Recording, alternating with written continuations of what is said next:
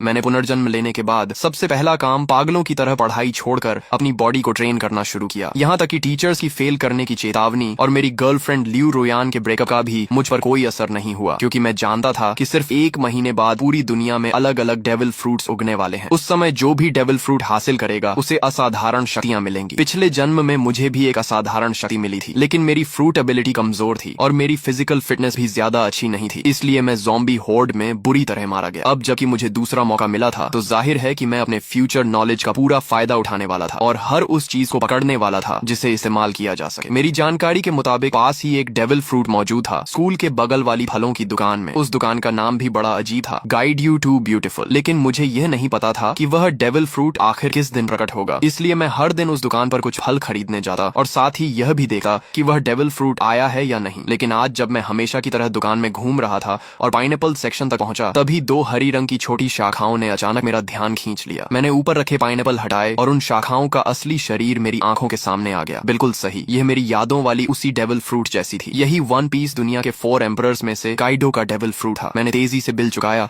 और बाकी फलों से भरा एक बैग भी उठा लिया ताकि किसी को शक न हो। जैसे ही मैं दुकान से बाहर निकला, सामने एक मजबूत शरीर वाला मध्यम उम्र का आदमी दिखाई दिया। वही आदमी जो पिछले जन्म में अज्योर ड्रैगन फ्रूट का मालिक बना था। मैंने मन ही मन राहत की सांस ली। अगर मैं थोड़ी देर और कर देता तो ये फ्रूट उसी के हाथ लग जाती। हॉस्टल लौटे ही मैंने एक पल की भी देरी नहीं की और अज्योर ड्रैगन फ्रूट को उठाकर सीधे एक बड़ा काट लिया। उसका स्वाद ऐसा था जैसे किसी ने सूखे पानी के टैंक और गंदगी के गड्ढे को मिलाकर उसमें सड़ी हुई पोछे की कपड़े को घुमा दिया हो और फिर सीधे मुंह में ठूंस दिया हो। इतनी गंदी टेस्ट थी कि मैं लगभग वहीं उल्टी कर देता, लेकिन मैंने खुद को रोका और किसी तरह उस गूदे को निगल लिया। फिर मैंने दिल मजबूत करके उसका बचा हुआ छिलका, बीज और वह छोटी बैंगनी शाखा भी निगल ली। काफी देर बाद मैंने गहरी सांस ली। अब चमत्कार का बीज बोया जा चुका था, बाकी सिर्फ इंतजार करना था। इसके बाद मैंने मोबाइल निकाला और शॉर्ट वीडियोस तथा फोरम ब्राउजिंग शुरू कर दी। कई प्लेटफॉर्म देखने के बाद मैंने एक आईडी सर्च की और पहला वीडियो खोला। भाइयों, देख रहे हो, ये थंडर फ्रूट है। कमेंट सेक्शन में बोली लगाओ, जो ज्यादा कीमत देगा उसे मिलेगा। ये देखकर मेरा दिल तेज धड़कने लगा। हालांकि एजर ड्रैगन फ्रूट मैं पहले ही खा चुका था और दूसरा डेविल फ्रूट नहीं खा सकता था, लेकिन जब अपोकलिप्स आएगा और सभी लोग इसकी असली कीमत जान जाएंगे, तब करोड़ों रुपए देकर भी एक फ्रूट नहीं मिलेगी। ये सबसे महत्वपूर्ण ट्रेडिंग रिसोर्स थी और अगर ट्रेडिंग में इस्तेमाल न भी करूं तो मैं इसे अपने माता पिता या अपनी बहन को खिला सकता था। वैसे भी दूसरी फ्रूट खाने की संभावना पूरी तरह खत्म नहीं हुई थी, बस उसके लिए ताकत और किस्मत दोनों चाहिए थी। मैंने कमेंट सेक्शन में कुछ नहीं लिखा, बल्कि सीधे उस पीले बालों वाले लड़के वांग तियानची को प्राइवेट मैसेज भेजा। भाई, ये फ्रूट बहुत बढ़िया बनाई है, बिल्कुल असली जैसी लग रही है, मैं इसे खरीदना चाहता हूँ। कमेंट सेक्शन वाले लोग सिर्फ मजाक कर रहे हैं, जो कीमत चाहिए सीधे बताओ, अगर सही लगी तो तुरंत खरीद लूंगा। उसने जवाब दिया, भाई ये सचमुच डेविल फ्रूट है, इसकी कीमत 15 लाख है। मैंने कहा, अगर ये सच में डेविल फ्रूट है तो तुम खुद क्यों नहीं खा लेते? अगर बेचने का इरादा है तो सामान्य कीमत बताओ, नहीं तो मैं तुम्हें ब्लॉक कर दूंगा। वह बोला, ठीक है 1 लाख। मैंने कहा 1000 फाइनल प्राइस। तुम्हारे जैसे कलेक्टिबल मॉडल की यही असली कीमत है। वह थोड़ा निराश हुआ, सोचा था ज्यादा पैसे ठग लूंगा, लेकिन 1000 भी ठीक है, कुछ दिन मौज हो जाएगी। मैंने कहा ठीक है, पैसे दूंगा और सामान ले लूंगा। फिर मैंने पूछा, तुम कोई दुकान वाले नहीं हो? अगर मैं पैसे दे दूं और तुम सामान न भेजो तो पता दो, मैं आमने सामने डील करूंगा। उसने हंसकर कहा, सामने ही सही, क्या कर लोगे? उसने पता भेज दिया। फ्रूट मिलने के बाद मैं पूरी रफ्तार से निकल पड़ा और 2.5 घंटे में उसके बताए हुए छोटे शहर के स्टेशन पहुंच गया। मैंने पूछा, तुम वही हो जो डेविल फ्रूट बेच रहे थे? पेमेंट QR कोड दो, पहले फ्रूट देखूंगा फिर पैसे दूंगा। वह बोला, पहले पैसे फिर सामान। क्या तुम्हें लगता है मैं भाग जाऊंगा? मैंने कहा, यह तुम्हारा इलाका है। उसने सोचा और माना कि बात सही है, इस इलाके में उसकी थोड़ी बहुत पहचान थी। अगर मैं पैसे न देता तो वह एक फोन करता और उसके दोस्त मिनटों में पहुंच जाते। जब उसने बैग मेरी तरफ बढ़ाया तो मेरे हाथ तक कांप रहे थे। मैंने फ्रूट निकाली और मेरा दिल जोर जोर से धड़कने लगा। कोई गलती नहीं थी, ये असली डेविल फ्रूट थी। मैंने बिना समय गंवाए तुरंत 1000 रुपए ट्रांसफर कर दिए, फ्रूट को संभाला और वापस निकल पड़ा। अगर इस बेकार जगह से ट्रेन चलती होती तो मैं उसी समय घर लौट जाता। वापसी के रास्ते में मैं मोबाइल पर शॉर्ट वीडियोस देख रहा था कि अचानक एक वीडियो ने मेरा ध्यान खींच लिया। हाल ही में कई लोग अचानक बेहोश हो रहे हैं और लोगों के शरीर पर अजीब अजीब धब्बे दिखाई देने लगे हैं। एक्सपर्ट्स का कहना था कि यह संभवतः किसी नए प्रकार का फ्लू हो सकता है और सभी से मास्क पहनने तथा सावधानी बरतने की अपील की जा रही थी। ये खबर देखते ही मेरा दिल जोर से धड़क उठा। बेहोशी, शरीर पर धब्बे, क्या यह वही संकेत नहीं थे जो पिछले जन्म में अपोकलिप्स शुरू होने से पहले दिखाई दिए थे? मैंने बिना एक पल गंवाए हॉस्टल की ओर दौड़ लगा दी। पहले से तैयार रखा हुआ अपना सामान उठाया और बाहर निकलने ही वाला था कि पीछे से अचानक एक दर्दनाक चीख सुनाई दी। कई छात्र अचानक जमीन पर गिर पड़े और उनके शरीर पर धब्बे उभरने लगे। इसके तुरंत बाद एक रहस्यमयी दबाव पूरे क्षेत्र में फैल गया, जिससे सभी लोग हिलने तक में असमर्थ हो गए। तभी जो लोग पूरी तरह बेहोश हो चुके थे वे अचानक झटके से उठ बैठे। उनकी आंखें लाल हो गईं, नाखून लंबे और नुकीले हो गए और वे पागलों की तरह एक एक कमरे से बाहर निकलने लगे। देखते ही देखते पूरे हॉस्टल में अफरा तफरी मच गई और अनगिनत छात्र रोते चिल्लाते बाहर की ओर भागने लगे। लेकिन उसी क्षण मैंने महसूस किया कि मेरे ब्लड लाइन की गहराइयों से एक शक्ति जाग रही है। मेरे शरीर में एज्योर ड्रैगन की शक्ति उभरने लगी। मैंने सिर उठाकर एक गूंजती हुई गर्जना की। मेरी त्वचा पर नीले ड्रैगन स्केल्स उभर आए, सिर पर ड्रैगन हॉर्न्स निकल आए और मेरे हाथ ड्रैगन क्लॉज में बदल गए। मेरा पूरा शरीर हाइब्रिड ड्रैगन फॉर्म में बदलने लगा। गलियारे में मौजूद छात्र मुझे देखकर बुरी तरह डर गए, क्योंकि उनकी नजर में मैं भी उन लोगों की तरह एक मॉन्स्टर बन चुका था। लेकिन इस हाइब्रिड फॉर्म ने मेरी फिजिकल स्ट्रेंथ, डिफेंस, स्पीड और रिकवरी एबिलिटी को कई गुना बढ़ा दिया था। तभी पीछे से 2 ज़ॉम्बीज दहाड़ते हुए मेरी तरफ झपटे। मैंने ड्रैगन क्लॉ घुमाई और उन्हें एक ही वार में दूर फेंक दिया। तभी एक और ज़ॉम्बी दूसरे कमरे से बाहर निकला। मैंने मुंह खोलकर गर्म सांस छोड़ी और अगली ही क्षण आग की लपटों ने उसे राख में बदल दिया। लेकिन सिर्फ इतनी सी फ्लेम ब्रेथ के बाद ही मुझे अपनी स्टैमिना तेजी से घटी हुई महसूस हुई। डेविल फ्रूट की असली ताकत स्टैमिना पर निर्भर करती है। भविष्य में हॉकी कितना भी आम क्यों न हो जाए, आखिरकार खर्च स्टैमिना का ही होता है। अपोकलिप्स के शुरुआती चरण में हर किसी की फिजिकल लिमिट बहुत कम होती है। मैं काइडो जैसी ओनी रेस से नहीं था और न ही उसके जैसा मॉन्स्टर कॉन्स्टिट्यूशन रखता था। इसलिए एज्योर ड्रैगन फ्रूट मिलने के बावजूद मैं उसकी पूरी ताकत नहीं निकाल सकता था। लेकिन मेरे पास इसका समाधान था। मैंने अपना बेसबॉल बैट उठाया। यह खास तौर पर बनवाया गया हैवी रीइंफोर्स्ड बैट था,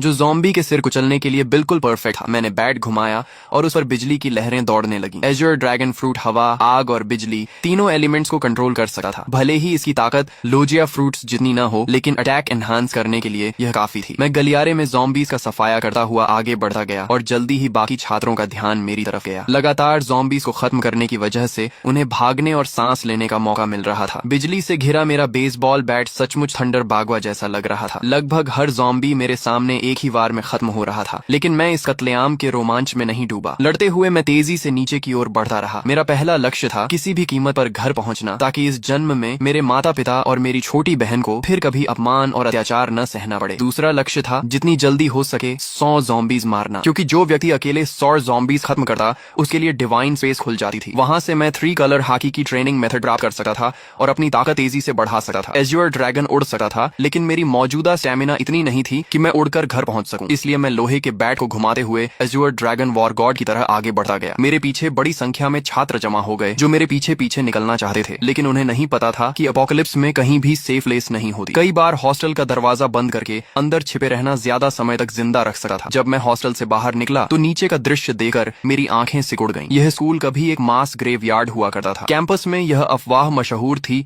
कि यहाँ यिन एनर्जी बहुत ज्यादा है और इसी वजह से आसपास रहने वाले लोग अक्सर बीमार पड़ जाते थे। बाद में एक फेंग शुई मास्टर ने सलाह दी थी कि यहाँ एक स्कूल बनाया जाए ताकि युवाओं की यांग एनर्जी इस जगह की यिन एनर्जी को दबा सके। लेकिन अब जो कंकाल वर्षों से जमीन के नीचे दफन थे, ज़ॉम्बी वायरस के प्रभाव से सभी जमीन फाड़कर बाहर निकल आए थे और जो भी जीवित इंसान दिख रहा था उस पर हमला कर रहे थे। कोई मुझे बचाओ! पूरे कैंपस में हाहाकार मचा हुआ था। हर कोई जान बचाने के लिए भाग रहा था। लोग घबराहट में एक दूसरे से टकरा रहे थे, लेकिन मैंने किसी पर ध्यान नहीं दिया और सीधे मेन गेट की दिशा में बढ़ता गया। रास्ते में चाहे ज़ॉम्बी मिले या स्केलेटन मॉन्स्टर, मैंने सबको अपने बैट से कुचल दिया। आखिरकार जब मैं स्कूल गेट तक पहुंचा तभी मेरा शरीर अचानक रुक गया। सिर्फ मैं ही नहीं, सभी लोग और यहाँ तक कि ज़ॉम्बीज भी वहीं थम गए। ऐसा लगा जैसे पूरे संसार का टाइम फ्रीज हो गया हो। फिर मेरी आंखों के सामने अंधेरा छा गया। Divine descent, devil fruits have arrived, divine space activated. जब मैंने दोबारा आंखें खोली तो खुद को एक रहस्यमयी स्थान में पाया। यहाँ न समय था, न दिशा, न कोई वास्तविक स्थान। केवल 2 लाइट स्क्रीन्स मौजूद थी, एक बड़ी और एक छोटी। बड़ी स्क्रीन पर लिखा था डिवाइन शॉप और छोटी स्क्रीन पर लिखा था पर्सनल पैनल। पिछले जन्म में मैं इन चीजों से भली भांति परिचित था। यह किसी अज्ञात सत्ता द्वारा दिया गया अवसर था जहाँ पॉइंट्स के बदले टेक्निक्स, इक्विपमेंट, स्किल्स और रिसोर्सेज खरीदे जा सकते थे। तभी घोषणा हुई, आप पहले व्यक्ति हैं जिसने 100 ज़ॉम्बीज का शिकार किया है। आपको डिवाइन रिवॉर्ड प्राप्त होगा। आपने अपोकलिप्स शुरू होने के 10 मिनट के भीतर 100 पॉइंट्स प्राप्त कर लिए हैं, इसलिए आपको विशेष रिवॉर्ड दिया जाएगा। इसके बाद मेरे सामने 3 विकल्प आए। पहला रिवॉर्ड था परफेक्ट फ्रूट, जो मेरे एज्योर ड्रैगन फ्रूट को पूर्ण अवस्था में पहुंचा देता। इसके बाद फ्रूट की सभी साइड इफेक्ट्स समाप्त हो जाती। मैं सी स्टोन और सी वाटर से प्रभावित नहीं होता और यहाँ तक कि दूसरा डेविल फ्रूट भी खा सकता था बिना शरीर फटे। दूसरा रिवॉर्ड था हॉकी जीनियस। इसके लिए किसी ट्रेनिंग या पॉइंट्स की जरूरत नहीं थी। मुझे तुरंत 3 कलर हॉकी जागृत हो जाती और बिना अभ्यास के भी धीरे धीरे बढ़ती रहती। यदि मैं ट्रेनिंग करता तो इसकी ग्रोथ स्पीड 2 गुनी हो जाती। तीसरा रिवॉर्ड था ज़ॉम्बी स्लेयर डिवाइन वेपन। मुझे अपनी पसंद का सुप्रीम ग्रेड वेपन मिलता जो ज़ॉम्बीज को 2 गुना डैमेज देता। फ्रूट, हॉकी या वेपन, 3 में से एक चुनना था। पहला और तीसरा रिवॉर्ड तुरंत कॉम्बैट पावर बढ़ाते थे, जबकि दूसरा धीरे धीरे ताकत बढ़ाता, लेकिन उसकी पोटेंशियल लिमिट कहीं अधिक थी। पिछले जन्म के अनुभव के अनुसार बाद के चरणों में भी हॉकी कभी आउटडेटेड नहीं हुई थी। मैं कुछ क्षण सोच में पड़ गया। तभी मुझे काइडो की कही बात याद आई, हॉकी ही असली आधार है। रॉजर और गार्ब के पास कोई डेविल फ्रूट नहीं थी, फिर भी वे दुनिया के सबसे शक्तिशाली योद्धा बने। यहाँ तक कि काइडो ने हॉकी को इतना महत्व दिया कि उसने उसने अपनी फ्रूट अवेकनिंग तक पर ज्यादा ध्यान नहीं दिया। ये सोचते ही मैंने फैसला कर लिया, ताकतें जितनी ज्यादा हों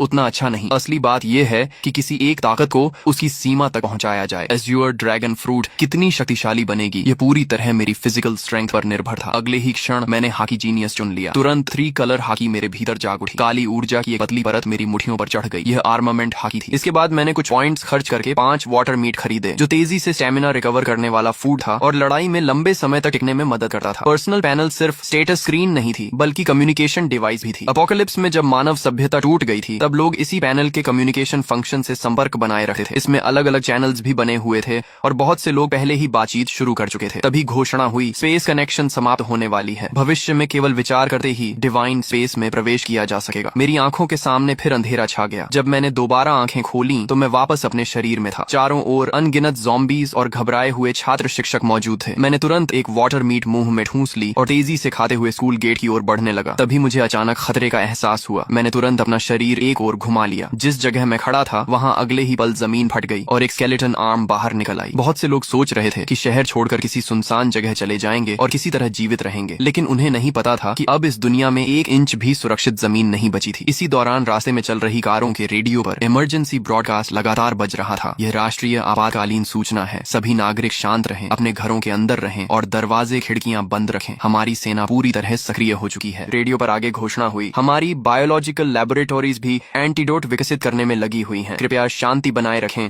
और घबराहट में कोई गलत कदम न उठाएं। लेकिन मैं जानता था कि सच्चाई इससे कहीं ज्यादा भयावह है। ज़ॉम्बी वायरस की पहली लहर हवा के जरिए फैलती थी और जिन लोगों की फिजिकल कॉन्स्टिट्यूशन कमजोर होती थी वे सबसे पहले संक्रमित होते थे। इसी वजह से हॉस्पिटल्स और ओल्ड एज होम्स संक्रमण के सबसे बड़े केंद्र बन गए थे। अपोकलिप्स शुरू होने के बाद वायरस का मुख्य संक्रमण तरीका ब्लड ट्रांसमिशन बन जाता था। ऐसी स्थिति में सेना के जवान, जिनकी फिजिकल फिटनेस सबसे अच्छी होती थी, उनके संक्रमित होने की संभावना बहुत कम रहती थी। इसलिए अपोकलिप्स की शुरुआत में मिलिट्री अभी भी कुछ हद तक प्रभावी रहती थी, लेकिन मैं जानता था कि यह ज्यादा समय तक नहीं चलेगा। अगर सेना तेजी से ज़ॉम्बीज को खत्म करना चाहती तो उसे गन्स और अन्य फायर आर्म्स का इस्तेमाल करना पड़ता, लेकिन ऐसा करने पर उन्हें पॉइंट्स नहीं मिलते। पॉइंट्स के बिना वे मजबूत नहीं बन सकते थे। दूसरी तरफ ज़ॉम्बीज लगातार विकसित होते जाते और आखिरकार ऐसे स्तर पर पहुंच जाते जहां सामान्य फायर आर्म्स भी उनके सामने बेअसर हो जाती। जैसे जैसे ज़ॉम्बीज मजबूत होते, सेना कमजोर पड़ती जाती और समाज का पतन तेजी से होने लगा। इसलिए इस अपोकलिप्स में असली उम्मीद सिर्फ एक ही थी, हर इंसान को योद्धा बनना होगा और खुद ज़ॉम्बीज से लड़ना होगा। यह एक ऐसी सर्वाइवल कंपटीशन थी जिसमें केवल योग्य और शक्तिशाली लोग ही आगे बढ़ सकते थे। मेरी कार तेज रफ्तार से सड़क पर दौड़ रही थी। रास्ते में अगर कोई ज़ॉम्बी सामने आ भी जाता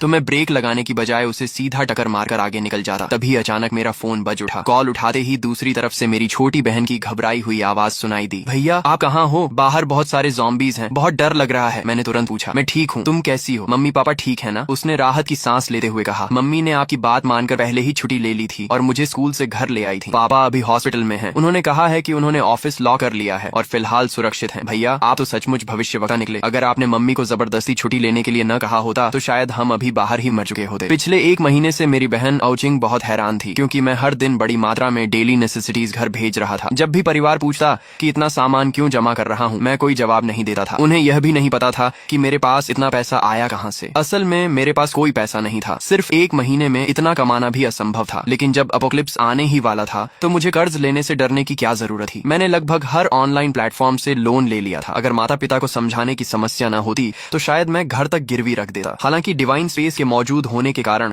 बहुत ज्यादा रिसोर्सेज जमा करने की जरूरत भी नहीं थी। यह सामान सिर्फ इमरजेंसी के लिए था। हम बात ही कर रहे थे कि सामने एक लग्जरी कार अचानक रास्ते में कूद पड़े ज़ॉम्बी से बचने की कोशिश में पलट गई। उसी पल एक भयानक चेन कलिजन शुरू हो गई। पीछे आ रही कई गाड़ियां एक दूसरे से टकरा गईं और कुछ ही सेकंड में सड़क पर तबाही मच गई। कई लोग वहीं मारे गए, लेकिन मैं पहले से जानता था कि ऐसा होगा। अब रुकना संभव नहीं था। मैंने तुरंत अपना बैकपैक और बेसबॉल बैट पकड़ा, एज्योर ड्रैगन फॉर्म में बदल गया और कार की छत तोड़कर सीधे आसमान में उड़ गया। बादलों और धुंध ने मेरे विशाल ड्रैगन बॉडी को ऊपर उठाया और मैं तेजी से आसमान की ओर बढ़ गया। यह चमत्कारी दृश्य देखकर सड़क पर मौजूद सभी लोग स्तब्ध रह गए। पहले से भयानक कार एक्सीडेंट अब और भी ज्यादा अराजक हो गया, लेकिन मुझे नीचे हो रहे हंगामे से कोई मतलब नहीं था। मैं सीधे बादलों के बीच घुस गया और अपने घर की दिशा में उड़ने लगा। बीच बीच में मैं बैकपैक से वाटर मीट निकाल कर खाता ताकि स्टेमिना रिकवर होती रहे। मेरी मौजूदा ताकत इतनी नहीं थी कि मैं लगातार लंबे समय तक उड़ सकूं। आखिरकार जब सारी वाटर मीट खत्म हो गई तो मुझे जमीन पर उतरना पड़ा और मैं वापस ह्यूमन फॉर्म में बदल गया। मैंने आसपास नजर दौड़ाई। फिलहाल वहां कोई ज़ॉम्बी दिखाई नहीं दे रहा था। मैंने तुरंत डिवाइन स्पेस में प्रवेश किया और फिर से 5 वाटर मीट एक्सचेंज कर ली और उन्हें बैकपैक में भर लिया। इस समय मेरे बैकपैक में सिर्फ 5 वाटर मीट और एक थंडर फ्रूट थी। एक वाटर मीट खाने के बाद मैंने दोबारा उड़ान नहीं भरी, क्योंकि वाटर मीट स्टेमिना तो रिकवर कर सकती थी, लेकिन अगर लगातार उसी पर निर्भर रहा जाए तो स्टेमिना कंजम्पशन और तेज हो जाती थी। साथ ही मेंटल फटीग को यह बिल्कुल रिकवर नहीं कर सकती थी। मैंने मैप खोला और अपनी स्थिति देखी। मुझे किसी हाईवे तक पहुंचना था और वहां से एक व्हीकल हासिल करनी थी। दिशा तय करने के बाद मैं फिर से एज्योर ड्रैगन में बदल गया। इस बार मैं सिर्फ 10 मिनट तक उड़ा और जल्द ही नीचे एक हाईवे दिखाई देने लगी, जहां अनगिनत व्हीकल तेज रफ्तार से दौड़ रही थी। मेरा लक्ष्य था कोई मजबूत ऑफ रोड एसयूवी ढूंढना। नीचे सड़क पर मौजूद कई लोगों ने आसमान में उड़ते एज्योर ड्रैगन को देख लिया था। तुरंत लोगों ने अपने फोन्स निकालकर वीडियो बनाना शुरू कर दिया और उसे डिवाइन स्पेस के कम्युनिकेशन चैनल पर अपलोड कर दिया। दोस्तों, मैंने ड्रैगन देखा है, बहुत बड़ा एज्योर ड्रैगन, कम से कम 10 मीटर लंबा होगा, किसी ने लिखा। दूसरे ने जवाब दिया, ये जरूर काइडो का एज्योर ड्रैगन फ्रूट होगा। पता नहीं किस लकी आदमी को इतनी ताकतवर मिथिकल बीस्ट फ्रूट मिल गई। तभी किसी और ने लिखा, मुझे भी कभी थंडर फ्रूट मिली थी, लेकिन मैंने उसे नकली समझकर बेच दिया। ये मैसेज लिखने वाला वही पीले बालों वाला हुआंग तियंची था। उसे अब पछतावे से खुद को मार लेने का मन कर रहा था। आखिर उसने असली थंडर फ्रूट सिर्फ 1000 रुपए में बेच दी थी। जीजू से यूजो जाने वाले हाईवे के ऊपर उड़ते हुए मैं आखिरकार एक बेहद मजबूत दिखने वाली ऑफ रोड एसयूवी पर नजर टिकाने ही वाला था। मैं नीचे उतरकर राइड लेने की तैयारी कर रहा था कि तभी मेरी नजर सड़क किनारे खड़े एक विशाल पेड़ पर पड़ी। वहाँ किसी चीज की हल्की लेकिन रहस्यमयी चमक टिमटिमा रही थी। मैंने पहले ही अनुमान लगाया था कि दुनिया में प्रकट होने वाले अधिकांश डेविल फ्रूट जोन टाइप के होंगे। हालांकि मिथिकल बीस्ट फ्रूट्स भी उतने दुर्लभ नहीं थे जितना लोग सोचते थे। आखिर दुनिया की हर संस्कृति और हर सभ्यता में अनगिनत मिथिकल क्रीचर्स, डिवाइन बीस्ट्स और डीमोनिक मॉन्स्टर्स मौजूद थे। उन सभी के आधार पर नई मिथिकल बीस्ट फ्रूट्स जन्म लेने वाली थी। लेकिन भले ही मिथिकल फ्रूट्स की संख्या बढ़ जाए, फिर भी वे सबसे शक्तिशाली फ्रूट्स में गिनी जाती थी। मैंने अपने ड्रैगन क्लॉ से उस चमकती हुई फ्रूट को तोड़ा और उसे पीछे लटके बड़े बैकपैक में रख लिया। जब मेरे पॉइंट्स 1000 तक पहुंच जाएंगे, तब डिवाइन स्पेस में एक नया फंक्शन अनलॉक होगा, डेविल फ्रूट आइडेंटिफिकेशन। उसकी मदद से मैं किसी भी फ्रूट की एबिलिटी पहले से जान सकता था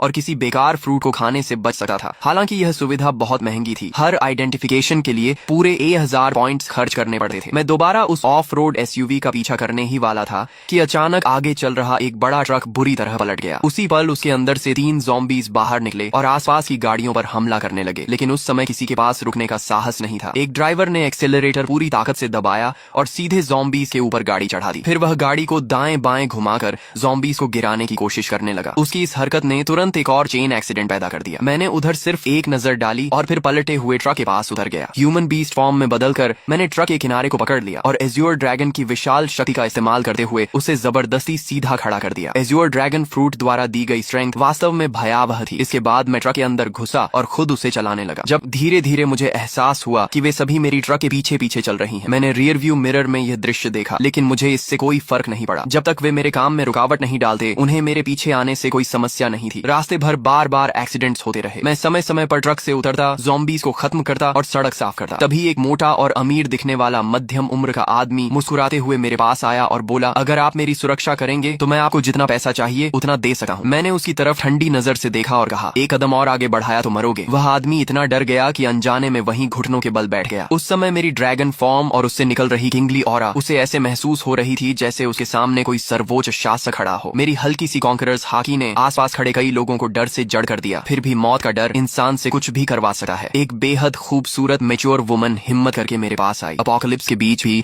उसने खुद को बेहद आकर्षक तरीके से सजाया हुआ था। उसने मुस्कुराते हुए कहा, हैंडसम, क्या आप मुझे अपने साथ ले जा सकते हैं? आप मेरे साथ जो चाहें कर सकते हैं। मैंने बिना भाव बदले सिर्फ एक शब्द कहा, दफा हो जाओ। मैं अभी अपनी ड्रैगन एबिलिटी हटाकर ट्रक में चढ़ने ही वाला था कि तभी एक लंबा चौड़ा ताकतवर आदमी तेजी से मेरी तरफ आया। उसने देखा कि मैं रुकने वाला नहीं हूँ तो जल्दी जल्दी बोला, सर, मैंने भी बहुत सारी अपोकलिप्स नॉवेल्स पढ़ी हैं। आप इतने शक्तिशाली हैं, लेकिन क्या आपको बेस बिल्ड करने के लिए लोगों की जरूरत नहीं पड़ेगी? मेरा नाम लिन कुई है। मेरे पास कोई खास टैलेंट नहीं है, लेकिन ताकत बहुत है। मैं एक कॉम्बैट कोच हूँ और निश्चित रूप से आपके काम आ सकता हूँ। मैं रुक गया और उसकी तरफ देखने लगा। थोड़ी पर हाथ रखकर कुछ देर सोचता रहा। उसकी बात गलत नहीं थी। सिविलाइजेशन और सोशल ऑर्डर जल्द ही पूरी तरह खत्म होने वाले थे। अगर मुझे अपोकलिप्स में लंबे समय तक जीवित रहना था तो मुझे अपना खुद का सेफ बेस बनाना पड़ेगा। ज़ॉम्बीज की ग्रोथ स्पीड बहुत तेज थी। अकेले मेरे लिए हर समय अपने परिवार की रक्षा करना मुश्किल था। जब लिन कुई ने देखा कि मैं सोच रहा हूँ तो उसके चेहरे पर खुशी छा गई। उसने बिना देर किए अपना सामान, अपनी कार और बाकी सब कुछ वहीं छोड़ दिया। उसे डर था कि अगर उसने एक पल भी देरी की तो मैं उसे छोड़कर चला जाऊंगा। वह इतना सावधान था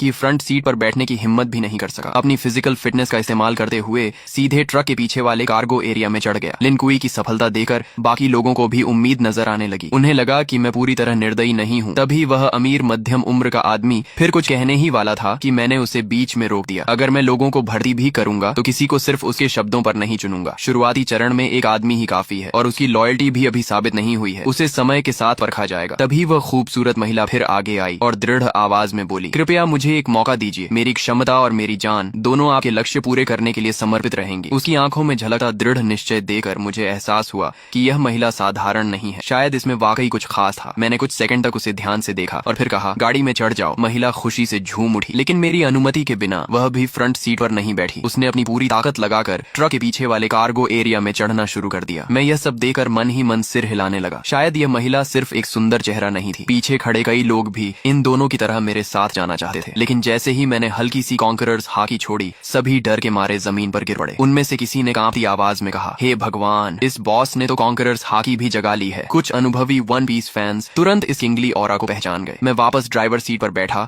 और ट्रक को आगे बढ़ा दिया। करीब 2.5 घंटे की यात्रा के बाद आखिरकार मुझे सड़क किनारे एक सर्विस एरिया दिखाई दिया, लेकिन वह जगह पूरी तरह ज़ॉम्बीज़ के कब्जे में थी। रास्ते से गुजरने वाले लोग वहां फ्यूल और फूड लेने जाना चाहते थे, लेकिन वहां मौजूद ज़ॉम्बीज़ की भारी संख्या देखकर हिम्मत नहीं कर पा रहे थे। मगर मुझे इसकी चिंता नहीं थी। जैसे ही ट्रक वहां रुका, ज़ॉम्बीज़ का एक बड़ा झुंड हमारी तरफ दौड़ पड़ा। वे ड्राइवर कैबिन में तो नहीं घुस सकते थे, इसलिए ट्रक के पीछे चढ़कर लिन कुई और उस महिला पर हमला करने की कोशिश करने लगे। दोनों डरकर कार्गो एरिया के अंदर दुबक गए और सिर तक बाहर निकालने की हिम्मत नहीं कर पाए। मैं ट्रक से उतरा, ह्यूमन बीस्ट फॉर्म में बदला और बेसबॉल बैट घुमाते हुए कुछ ही सेकंड में ट्रक पर चढ़ रहे कई ज़ॉम्बीज़ के सिर कुचल दिए। तभी मुझे एहसास हुआ कि पीछे पीछे आ रहा पूरा व्हीकल कॉन्वॉय भी इस सर्विस एरिया तक पहुंच चुका था। वे लोग चाहते थे कि मैं ज़ॉम्बीज़ को खत्म कर दूं ताकि वे आराम से फ्यूल और सप्लाईज ले सकें। लेकिन जैसे ही उनकी गाड़ियां वहां पहुंची, अगले ही पल ज़ॉम्बीज़ का विशाल झुंड उन गाड़ियों की ओर टूट पड़ा और मजबूर होकर वह पूरा व्हीकल कॉन्वॉय सर्विस एरिया छोड़कर आगे निकल गया। उधर मैं एक एक वार में ज़ॉम्बीज़ को खत्म करता गया और कुछ ही देर में पूरे सर्विस एरिया को साफ कर दिया। सिर्फ एक ज़ॉम्बी मैंने लिनकुई के लिए छोड़ी ताकि वह प्रैक्टिस कर सके। आखिर वह एक कॉम्बैट कोच था, इसलिए उसकी स्ट्रेंथ, स्पीड और कॉम्बैट रिफ्लेक्सेस वाकई अच्छे थे। जब तक मैं फ्यूल भरकर लौटा, तब तक उसने भी उस ज़ॉम्बी को सफलतापूर्वक मार गिराया था। सप्लाईज इकट्ठा करने के बाद मैंने आखिरकार उस छिपाव पहने खूबसूरत महिला का नाम पूछा। हालांकि वह दिखने में पतली दुबली थी और पहली नजर में ज्यादा उपयोगी नहीं लगी थी, लेकिन जब से वह मेरी ट्रक पर चढ़ी थी, उसने खुद को काफी अच्छा साबित किया था। ज़ॉम्बीज़ के ट्रक पर चढ़ने के दौरान भी उसने चीख पुकार नहीं मचाई थी। इससे मेरे मन में उसके लिए सम्मान थोड़ा और बढ़ गया। जैसे ही मैंने उसका नाम पूछा, उसने तुरंत जवाब दिया, मेरा नाम लियू मेंग कियन है। मैंने कहा, अब से फ्रंट सीट पर बैठो, ट्रक के कार्गो एरिया में चढ़ने की जरूरत नहीं है। ये सुनते ही उसने सिर झुकाकर कहा, जी मास्टर। उसके मुंह से निकला यह संबोधन मुझे फिर से चौंका गया। उसने मेरा नाम तक नहीं पूछा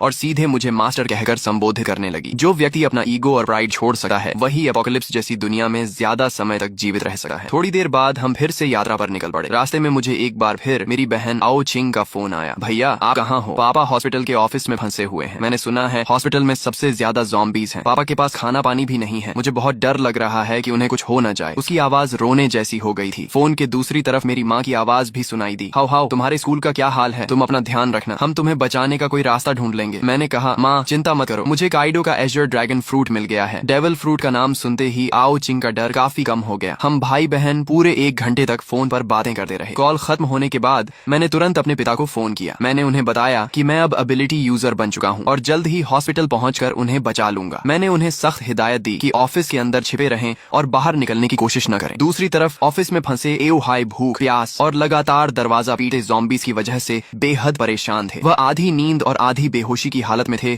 कि तभी मेरा फोन आया। मेरा नाम देखते ही उनमें जान आ गई। जब मैंने उन्हें वीडियो कॉल की और उन्होंने मुझे ड्रैगन ह्यूमन फॉर्म में ज़ॉम्बीज़ का सफाया करते देखा, तब जाकर उनके दिल को सुकून मिला। उन्होंने मुझे अपने ऑफिस का रास्ता बताया। मैं तेजी से हॉस्पिटल के कोने में बने ऑफिस तक पहुंच गया। वहाँ 12 ज़ॉम्बीज़ लगातार दरवाजा तोड़ने की कोशिश कर रहे थे। दरवाजे में कई बड़े छेद भी हो चुके थे। अगर अंदर से टेबल्स और चेयर्स लगाकर उसे ब्लॉक न किया गया होता तो ज़ॉम्बीज़ कब के अंदर घुसकर पापा को टुकड़े टुकड़े कर चुके होते। मैंने बेसबॉल बैट घुमाई और कुछ ही सेकंड में उन सभी ज़ॉम्बीज़ के सिर तोड़ डाले। फिर एक जोरदार किक मारकर ऑफिस का दरवाजा खोल दिया। अंदर मौजूद पापा की हालत जरूर खराब थी, लेकिन वे पूरी तरह सुरक्षित थे। मेरे लिए यही सबसे बड़ी खुशखबरी थी। एओ हाई वाटर मीट खाते हुए बोले, तो ये वही डेविल फ्रूट एबिलिटी है जिसके बारे में तुम और आओ चिंग बात कर रहे थे। ऑफिस में फंसे रहने के दौरान उन्होंने डिवाइन स्पेस के कम्युनिकेशन चैनल्स में बहुत सारे वीडियोस और डिस्कशंस देख लिए थे, इसलिए उन्हें वन पीस और डेविल फ्रूट्स के बारे में कुछ जानकारी हो गई थी। मैं हंस पड़ा और एक और अंदर घुसे ज़ॉम्बी का सिर बैट से कुचलते हुए बोला, कैसा लगा आपका बेटा? कूल है ना? आओ हाई मुस्कुराकर बोले, बहुत कूल है बदमाश। अपोकलिप्स शुरू होने के बाद उन्होंने अपनी आंखों से अनगिनत लोगों को ज़ॉम्बीज़ के हाथों मरते देखा था। ऐसे में उनका पूरा परिवार अभी तक सुरक्षित था। यही उनके लिए सबसे बड़ी खुशी थी। हॉस्पिटल से बाहर निकलते समय मैंने देखा कि कई बिल्डिंग्स के दरवाजों और खिड़कियों के पीछे लोग छिपे हुए बाहर झांक रहे थे। जब उन्होंने एओ हाई को एक ड्रैगन मैन के साथ जाते देखा और यह भी देखा कि वह ड्रैगन मैन कितनी आसानी से ज़ॉम्बीज़ को मार रहा है, तो कई लोग मदद के लिए चिल्लाने लगे, ओल्ड हाई, हमें भी बचा लो। आओ हाई के चेहरे पर दया की झलक दिखाई दी। उन्होंने कहा, हाओ, इन्हें भी बचा लो, ये सब मेरे कॉलीग्स हैं, बहुत बेचारे हैं। मैंने ठंडे स्वर में जवाब दिया, बचाकर क्या करूंगा? क्या मैं इन्हें एक एक करके इनके घर भी छोड़ूंगा? और अगर घर पहुंच भी गए तो क्या वे निश्चित रूप से जिंदा रह पाएंगे? मैंने उनकी पुकारों को अनसुना किया और पापा को लेकर आगे बढ़ गया। रास्ते में हम उस कमरे के पास पहुंचे जहां लिन कुई और लियू मेंकियन छिपे हुए थे। मैंने दरवाजे पर हमला कर रहे ज़ॉम्बीज़ को खत्म किया और फिर एक बार में दरवाजा तोड़ दिया। मुझे देखकर दोनों तुरंत बाहर आ गए और एक साथ बोले, मास्टर। ये सुनकर आओ हाई की आंखें फैल गईं। एक तरफ मांसपेशियों से भरा विशाल आदमी और दूसरी तरफ एक बेहद खूबसूरत महिला, दोनों मेरे सामने इतनी इज्जत से झुके हुए थे। खासकर लियू मेंकियन द्वारा मुझे मास्टर कहना उन्हें और भी अजीब लग रहा था। उनके चेहरे पर साफ लिखा था, हे भगवान, मेरा बेटा आखिर बाहर क्या क्या कर रहा है। यहाँ तक कि मेरी 2 जन्मों की मोटी चमड़ी भी थोड़ा गर्म हो गई। मैंने सामान्य बने रहने की कोशिश करते हुए कहा, ये दोनों रास्ते में मिले छोटे भाई बहन जैसे हैं। लेकिन आओ हाई की आंखें साफ कह रही थीं कि उन्हें मेरी बात पर जरा भी विश्वास नहीं हुआ। मैं और कुछ समझाने की बजाय चुप हो गया। हम सभी ट्रक तक पहुंचे। मैंने पापा को फ्रंट सीट पर बैठाया और लियू मेंकियन को फिर से कार्गो एरिया में भेज दिया। जब हम घर पहुंचे तो मेरी बहन आओ चिंग ने लियू मेंकियन को देखते ही आश्चर्य से मुंह खोल दिया। वाह, कितनी सुंदर महिला है। और अभी इसने भैया को क्या कहा, मास्टर? फिर उसने लिन कुई की तरफ देखा, और ये मसल मॉन्स्टर कौन है? अगर कोई कह दे कि यह स्पेशल फोर्सेस का सैनिक है तो भी मैं मान लूंगी, और ये भी भैया को बॉस कह रहा है। इस समय लियू मेंकियन एक परफेक्ट मेड की तरह दोनों हाथ पेट के सामने जोड़कर शांति से मेरे पीछे खड़ी थी। वहीं लिन कुई काफी असहज महसूस कर रहा था। वह मिलनसार व्यक्ति था, लेकिन यह उसके बॉस का परिवार था, इसलिए उसे समझ नहीं आ रहा था कि कैसे व्यवहार करे। आखिर मेरी माँ लियू यून ने स्थिति संभाली और मुस्कुराते हुए कहा, सबको भूख लगी होगी ना? जैसे ही उन्हें पता चला था कि मैं और पापा लौट रहे हैं, उन्होंने सोना छोड़ दिया और पूरी रात खाना बनाने में लगा दी थी ताकि हम दोनों गरम खाना खा सकें। लेकिन उन्हें यह उम्मीद नहीं थी कि मैं 2 और लोगों को साथ ले आऊंगा, इसलिए खाना थोड़ा कम पड़ रहा था। अच्छी बात यह थी कि मैंने पहले से बहुत सारे कैंड फूड्स जमा कर रखे थे। कुछ कैंस खोलकर माँ ने पूरा बड़ा डिनर तैयार कर दिया। जब मैंने देखा कि लिन कुई और लियू मेंकियन अभी भी किनारे खड़े हैं तो मैंने उन्हें भी खाने के लिए बुलाया। लिन कुई आगे बढ़ने ही वाला था कि लियू मेंकियन बोली, मुझे थोड़ा कैंड फूड दे दीजिए, मैं मास्टर के साथ एक ही टेबल पर नहीं बैठ सकती। ये सुनते ही कमरे में मौजूद सभी लोग स्तब्ध रह गए। आओ चिंग की नजरें मेरे और लियू मेंकियन के चेहरे पर बार बार घूमने लगी। फिर शरारती मुस्कान के साथ बोली, अब मैं समझ गई, इसे फ्लर्टिंग कहते हैं। उसकी बात पूरी होने से पहले ही मैंने उसके सिर पर हल्का सा नॉक मार दिया। वह दर्द से आंखों में आंसू भरकर मेरा हाथ पकड़कर काटने लगी। डिनर खत्म होने के बाद मैंने बैकपैक से 2 डेविल फ्रूट्स निकाली। मेरे पास अभी 2 डेविल फ्रूट्स हैं, एक थंडर फ्रूट है और दूसरी की एबिलिटी अभी पता नहीं है। तुम लोग इनमें से खा लो। यह सुनकर लिन कुई और लियू मेंकियन दोनों चौंक गए। उन्हें उम्मीद नहीं थी कि मेरे पास इतनी दुर्लभ चीजें भी मौजूद हैं। उनकी आंखों में चाहत साफ दिखाई दे रही थी। आओ चिंग उत्साह से दोनों फ्रूट्स को उठाकर देखने लगी। फिर उसने उन्हें माता पिता को दिखाया, लेकिन आओ हाई ने फ्रूट देकर वापस मुझे लौटा दी। आओ चिंग को दे दो, हमारी उम्र हो चुकी है, हम खाएंगे तो बर्बाद हो जाएंगी। माँ भी सहमत हो गई। हाँ, तुम्हारे जैसा बेटा हमारी रक्षा कर रहा है, हमारे लिए वही काफी है। इतनी कीमती चीज तुम्हारे पास रहेगी तो ज्यादा काम आएगी। मैंने समझाने की कोशिश की, मेरे पास पहले से एज्योर ड्रैगन फ्रूट है, मेरी ग्रोथ बहुत तेज होगी। लेकिन अगर आप लोग भी डेविल फ्रूट्स खा लेंगे तो ज़ॉम्बीज़ मारकर जल्दी पॉइंट्स कमा सकेंगे और हाकी ट्रेनिंग भी अनलॉक कर पाएंगे। अपोकलिप्स में असली कैपिटल यही है। लेकिन काफी देर समझाने के बाद भी माता पिता नहीं माने। आखिर मैंने हारकर आओ चिंग की तरफ देखा। ठीक है, तुम चुन लो। आओ चिंग तो कब से इसी पल का इंतजार कर रही थी। उसने दोनों फ्रूट्स हाथ में लेकर बार बार देखा, लेकिन काफी सोचने के बाद उसने थंडर फ्रूट मुझे वापस दे दी। मैं हैरान रह गया। क्या तुम थंडर फ्रूट नहीं लोगी? लोजिया एलिमेंटलाइजेशन शुरुआती चरण में लगभग इनविंसिबल होती है और दूसरी फ्रूट की एबिलिटी क्या है यह भी नहीं पता। आओ चिंग मुस्कुराकर बोली, डिवाइन स्पेस में डीमन रिमूवल पोशन मिलती है, उससे डेविल फ्रूट की साइड इफेक्ट्स हट सकती हैं और इंसान दूसरी फ्रूट भी खा सकता है। भैया आप इतने मजबूत हो कि वह पोशन जरूर हासिल कर लोगे। थंडर फ्रूट आपके लिए ज्यादा उपयुक्त है, मैं दूसरी फ्रूट खा लूंगी। मैंने कुछ देर सोचा और कहा, ठीक है, लेकिन पहले इसकी आइडेंटिफिकेशन कर लेते हैं। अगर एबिलिटी अच्छी हुई तो तुम खा लेना। डेविल फ्रूट आइडेंटिफिकेशन 1000 पॉइंट्स के बाद अनलॉक होती थी। आओ चिंग को यह बात पता नहीं थी क्योंकि उसके पास अभी कोई पॉइंट्स नहीं थी। लेकिन मैं स्कूल से लेकर हॉस्पिटल तक ज़ॉम्बीज का इतना सफाया कर चुका था कि मेरे पॉइंट्स 1000 से भी ज्यादा हो चुके थे। तभी आओ चिंग ने जल्दी से सिर हिलाया, नहीं, 1000 पॉइंट्स बहुत ज्यादा हैं। इतना कहकर उसने मेरे जवाब का इंतजार तक नहीं किया। उसने तुरंत उस सुनहरी मकई जैसी दिखने वाली डेविल फ्रूट उठाई